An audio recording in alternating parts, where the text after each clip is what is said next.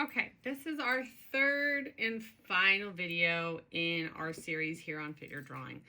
So in our last two videos, we figured out how to set up a very basic structure with just circles and lines. And this is based off of a drawing mannequin using more complicated shapes that resemble the human figure slightly more.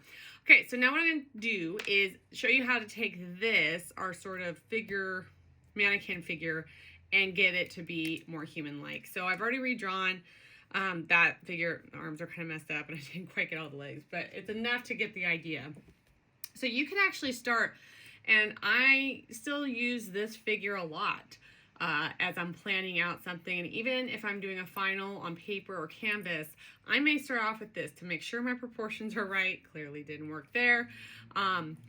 Things are set up, especially if there's more than one person. But essentially a good way is to just start outlining and adding in human parts, really. So we still have our head with the chin, that all looks good. But, rather than have this separate, you're just going to bring now your neck into play. So I'm just sort of outlining, think about the shoulders, okay, our shoulder joint, we're going to come over here. So you're just refining this now to be a bit more human-like, but using our proportionate structure. So thinking about arms, we all have, no matter what they look like, but we all have muscles in our arms that give us this roundness. And again, our joints create, elbows and what have you.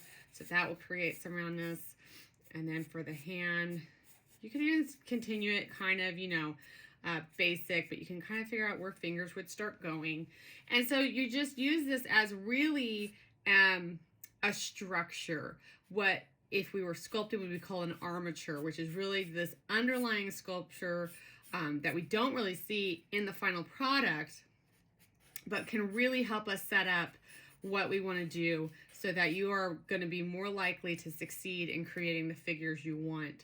And so, yeah, I'm just kind of, and I hope you can see that with the two-tone colors, coming in and refining this. Now, the sizes will change depending on the person, depending on the gender. But you're pretty much going to have your waist is going to be right there. Then you'll have your torso, and you just start bringing it all in and sort of figuring out where these things meet. Again, our thighs, kind of what they look like, and then of course you have your knees. And again, don't forget about this muscle structure. So you guys can really see it's still very rough, but I now have a bit more human. If I could take away that green underline drawing, you could see a bit more human quality to it, and then I can come in and really start figuring out, okay, where was my face gonna go? There's, where's those eye lines gonna go, and figure that out. I'm gonna come in with another color here, and we can add in some, clothing, just the blue here. So, I can just do like a very generic t-shirt, collar. And so there we go. This is maybe a little bit more broad shoulders, so this might be more of a male, but who knows, now you can bring in the clothing of the choice, what you would see there. So using these basic structures that we learned, you can really start bringing in a more accurate, proportionally wise, and human element, and it really helps build up for those who are nervous about doing figure drawing, and again, really helping out with those proportions. And then putting these things all together to start creating some more action-based, you can sort of do this series of things, and let me pop up here, make sure you guys can still see stuff. So for instance, let's say I was going to draw somebody kicking something, okay, and I just did not even know where to start. So you can start with that stick figure. Remember, we talked about how important the spine is. And then, where's those shoulders going to go if they were throwing or kicking or whatever action they're going to do.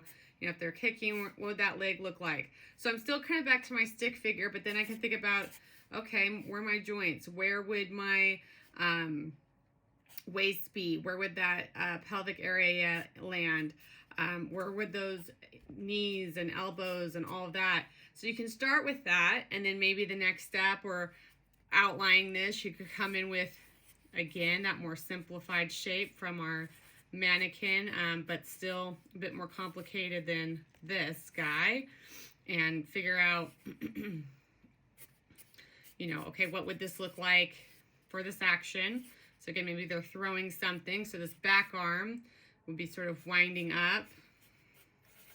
And don't forget that number system. If you're still struggling with those proportions, kind of maybe renumber and think about where would, you know, our 1, 2, 3 set up? Where would those other elements set up? And then you just can use these basic, and I'm going very fast here, but shapes to really figure out, let's say that's the ball I'm throwing, where things go and before you hit your final.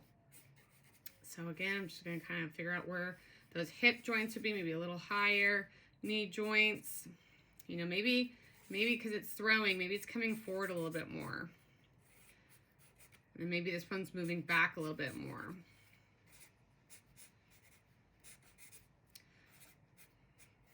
Okay, I mean, and then from there, you know, you could just start outlining to get your actual person, or you could kind of look and study at these and then jump in and do your regular human figure. So these are the sort of the 3 very basic stages of figure drawing to get you to draw accurately and proportionally.